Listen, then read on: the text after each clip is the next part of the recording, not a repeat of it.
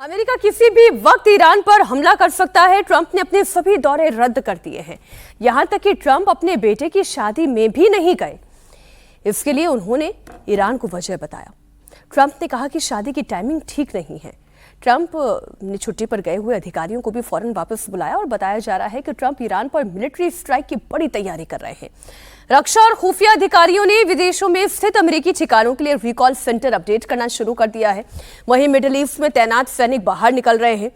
पत्रकारों ने ट्रंप से बेटे की शादी में ना जाने को लेकर सवाल पूछा तो ट्रंप ने कहा कि ना जाने की वजह ईरान है। आप भी सुनिए। ईरान और अमेरिका के बीच टेंशन जारी है, ये तो हम जान ही रहे हैं। इस बीच एक बड़ी खबर यह भी है कि अमेरिकी राष्ट्रपति डोनाल्ड ट्रंप की बेटी इवांका ट्रंप की हत्या की साजिश का भी खुलासा हुआ है। अमेरिकी जांच एजेंसियों के मुताबिक IRGC से जुड़े हुए एक आरोपी ने इवांका की हत्या की प्लानिंग बनाई थी। पकड़ा गया आरोपी घर का नक्शा लेकर घूम रहा था। आरोपी कथित तौर पर ईरानी सैन्य कमांडर कासिम सुलेमानी की मौत का बदला लेना चाहता था। आरोपी की पहचान मोहम्मद बाकिर अल सादी के तौर पर हुई है, जो इराकी नागरिक है। वो कताइब हिजबुल्लाह नाम के संगठन का सीनियर मेंबर है। कताइब हिजबुल्लाह अमेरिका में जगह जगह विस्फोट की तैयारी कर रहा है। इस खबर के सामने आने के बाद अमेरिका की सुरक्षा एजेंसियां भी अलर्ट मोड पर हैं और ट्रंप परिवार की सुरक्षा को लेकर नई बहस शुरू हो गई है। तो खबर के पहले हिस्से पर हम पहले बात करें कि पहला सवाल तो यही है विजय जी, क्या कोई बड़ा हमला, जो अभी एक दिन पहले एक पोस्ट डोनाल्ड ट्रंप ने किया था और धुआं धुआं वाली वो पूरी तस्वीर थी, अब कह रहे हैं कि ईरान ही वजह है कि मैं अपने बेटे की शादी में नहीं जा पा रहा हूं, तो ऐसा क्या होने जा रहा है? क्या कुछ बड़ा करने जा रहे हैं ट्रंप? ईरान पर लगातार ट्रंप कह रहे हैं। पहले वो बात कर रहे थे, अभी 2 दिन पहले उनके एक साथ कई बयान आए थे जिसमें कहा कि बातचीत हो गई है। कुछ लोगों ने मुझे कहा कि अभी रोक दो, 2 घंटे रोक दीजिए, नहीं तो मैंने पूरी तैयारी कर ली थी। ये सब है, लेकिन अब उन्होंने साफ कर दिया कि वो ईरान पर एक बड़ा हमला करेंगे। उसके बाद भी कल ये बात हुई कि कतर जो है इसमें बातचीत कर रहा है और जो न्यूक्लियर एनरिचमेंट का जो मसला है उस पर कुछ बातचीत निकल रही है। वो लगातार धमकाने की कोशिश में लगे हुए हैं कि इस बार आखिरी बार जैसा ट्रंप साहब कर रहे हैं। अब ईरान और जो मीडिएटर्स हैं, खासतौर से कतर का से देखते हैं कि वो किस तरह से इस बात को लेगा और क्या मीडिएशन पर निकल आएगा। मुझे लगता है कि कोई ना कोई रास्ता निकलेगा जरूर। ट्रंप साहब फिर एक बार और धमकी दे देंगे। वो बहुत बड़े दिल वाले लोग हैं। वो धमकी देते हैं कि कल मैं हमला कर दूंगा। फिर एक और मौका आपको देते हैं कि आप इस पर कुछ कर लीजिए, लेकिन तैयारी उन्होंने पूरी कर रखी है। करना नहीं चाहते। नहीं, तैयारी वो करना तो तैयारी तो होगी, लेकिन वो भी शायद करना नहीं चाहते। करना नहीं चाहते, ये बात तो है, इसीलिए तो टल रहा है। लेकिन वो उनको आप इस तरह से बिल्कुल 100% श्योरिटी के साथ कभी भी ट्रंप साहब के साथ मत बोलिए।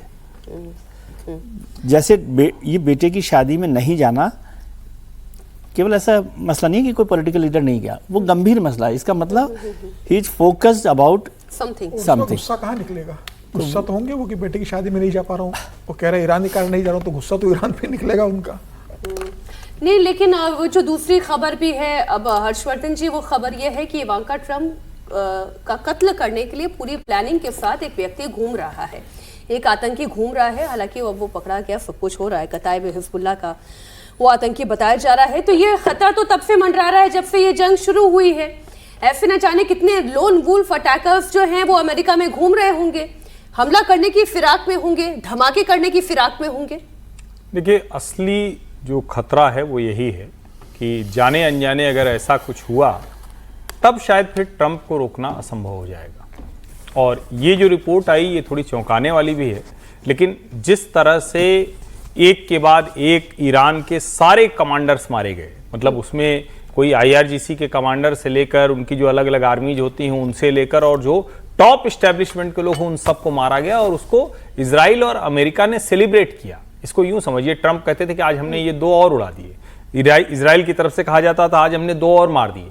तो ये कोई बहुत चौंकाने वाली बात नहीं है कि कोई ट्रंप और उनकी फैमिली को निशाने पर ले रहा हो। लेकिन चूंकि इवांका का सीधे तौर पर कोई लेना देना नहीं है, अगर उसके बाद ये चीज आ रही है तो ये तो सीधे सीधे आप कहते हैं ना कि पर्सनल हो गया। यानी अभी तक ये था कि ट्रंप को कोई मार देगा, अब उनके कान के बगल से जिस तरह से गोली निकली 3 मिलीमीटर का फासला था, ऐसे में वो सारी चीजें अपनी जगह है कि और क्या वो कर रहे थे, बेटे की शादी में जा पाए या नहीं, वो समझौता मान रहा है कि नहीं, ये सब पे तो ट्रंप मान जाएंगे। ट्रंप को इससे फर्क नहीं पड़ता, बहुत मोटी चमड़ी के बिजनेसमैन है वो नेता से पहले।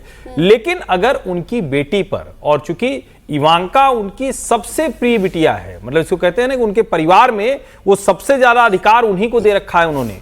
और कई लोग तो जो वहां की यूएस की जो गॉसिप सर्किल्स होती है उसमें कहा जाता है कि मेलानिया की बात वो भले न सुने, लेकिन अगर इवांका की बात होती है तो वो सुनते ही सुनते हैं। तो ये अगर वहां पर ये खतरा है तो फिर ट्रंप क्या करेंगे इसकी कल्पना नहीं की जा सकती। और हम लोग ये लगातार कहते रहे हैं, मैं अभी भी ये मानता हूं कि ट्रंप ये चाहते हैं कि ये रुक जाए, क्योंकि उनके लिए भी संकट है ना। ऐसा थोड़ी ना होगा कि तेल नहीं जाएगा तो भारत परेशान होगा, दुनिया के दूसरे देश परेशान होंगे। अरे भाई, जो सबसे बड़ा मार्केट है अमेरिका, उसकी भी तो मुश्किल हो जाएगी ना। उनको कहां से, उनके लोगों को कहां से पैसे आएंगे? तब तक तेल चलेगा ना जब तक तेल बिक रहा है। जब उस तरह की मुश्किलें आएंगी तो उनके लिए संकट खड़े हो जाएंगे। तो मुझे लगता है ट्रंप युद्ध अब रोकना चाहते हैं, लेकिन अगर इस तरह की कोई भी एक, जिसको कहते हैं कि मिस एडवेंचर हुई, तो फिर उसका क्या परिणाम होगा इसकी कल्पना नहीं की जा सकती।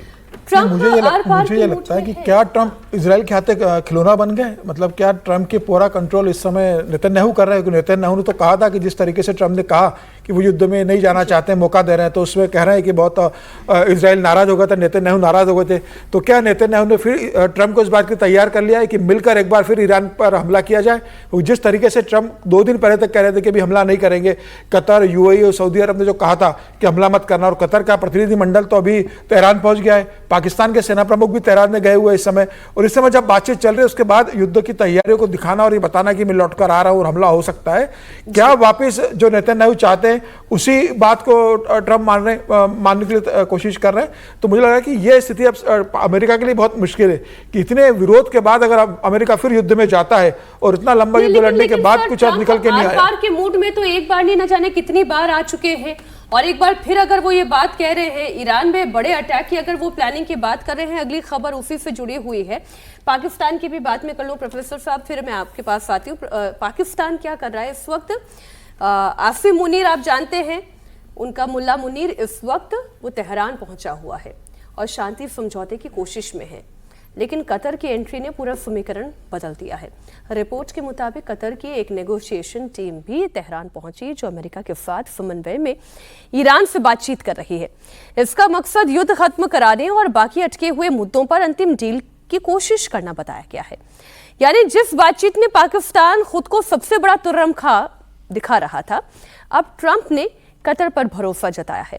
कतर पहले भी गाजा युद्ध, अफगानिस्तान और कई पश्चिम एशियाई संकटों में बैक चैनल मध्यस्थ की भूमिका निभा चुका है, लेकिन कतर की एंट्री से पाकिस्तान परेशान है। अब डोनाल्ड ट्रंप वैसे किसी के प्रेशर में आते तो नहीं है कि उनके ऊपर प्रेशर है कि वो कुछ ना कुछ कर गुजरे, लेकिन एक बात जरूर है प्रोफेसर साहब की, कतर ने जिस तरह से एंट्री ले ली है उससे इतना तो समझ में आ रहा है कि पाकिस्तान के ऊपर उनका भरोसा नहीं है। देखिए, हम सभी आश्चर्य में थे कि जब पाकिस्तान जो है वो निगोशिएटर के तौर पर एक उभर करके आया, तो सबको लग रहा था ये संभव है क्या, क्योंकि ईरान की बनती नहीं है बहुत ज़्यादा पाकिस्तान के साथ नहीं बनती है। और गले तो बड़े जोश से मिल रहे हैं। देखिए, डिप्लोमेसी में तो आप जिसको भी देखेंगे वो गला मिलता है, लेकिन गले मिलने का मतलब ये नहीं है कि मन भी मिलता हो, और गले मिलते हैं लेकिन इसके बावजूद भी चाकू साथ में रखे रहते हैं कि कब हम आपको जरूरत पड़े तो। आप देखिए ना, सिंध के अंदर जो है, या जो सीमा लगता है पाकिस्तान के ईरान के साथ, वहां पर मूवमेंट को ऐसा थोड़े है कि हम ही लोग हवा पानी देते हैं, वो ईरान भी हवा पानी देता है, ईरान का भी अपना इंटरेस्ट है।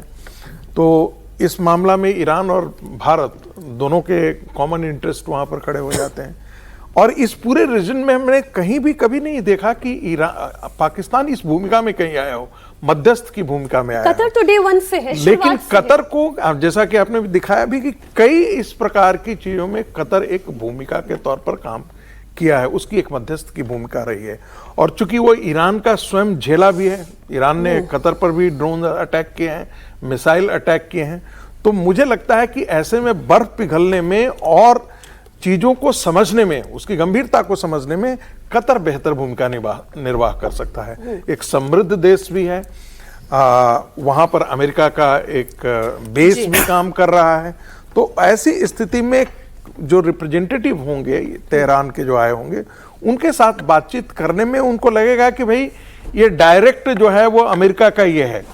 कई बार ये भी हम लोगों को बातचीत में आया कि जो अमेरिका देता है प्रस्ताव, उसको ईरान के सामने ज्यों कहते हो पाकिस्तान नहीं रख सकता है, वहां पर उसमें भी एडिट कर देता है कुछ फेरबदल करता है ताकि ये नाराज नहीं हो, और ये प्रस्ताव रखता है तो उधर वो एडिट करके रखता है ताकि वो नाराज नहीं हो। तो इस मामले में भी निगोशिएशन होने में ये हो रही है। लेकिन एक बात मैं भी इस चीज से सहमत हूं कि यदि निगोशिएशन नहीं होता है तो कुछ तो बड़ा होगा। ट्रंप बड़ा करेंगे। ठीक है। उनके अलावा उनके पास विकल्प ये नहीं है। टेंशन इसलिए बहुत ज्यादा है और हॉर्मोन्स को लेकर ये संकट है, वो ज्यादा बड़ा संकट है।